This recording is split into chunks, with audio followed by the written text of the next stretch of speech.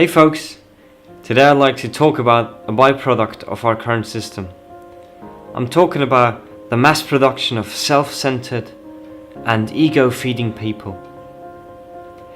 A whole life is a non-stop manipulation by our environment.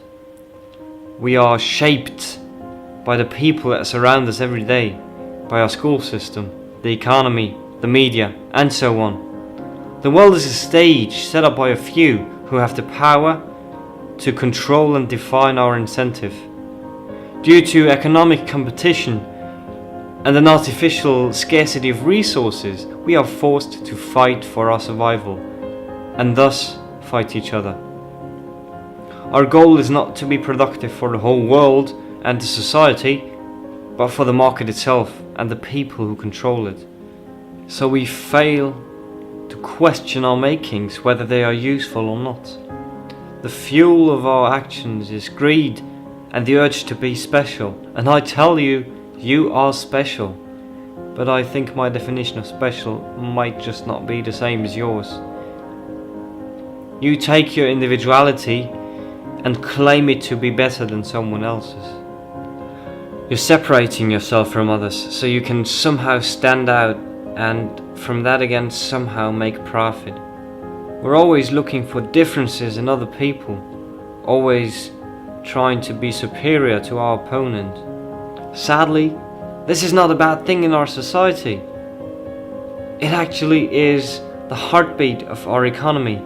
If we wouldn't be competing against each other, the system would collapse.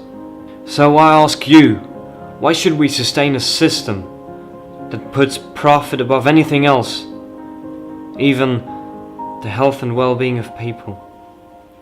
Why don't we use our individual passions and skills in order to achieve a greater goal? Why don't we look for the things we all have in common?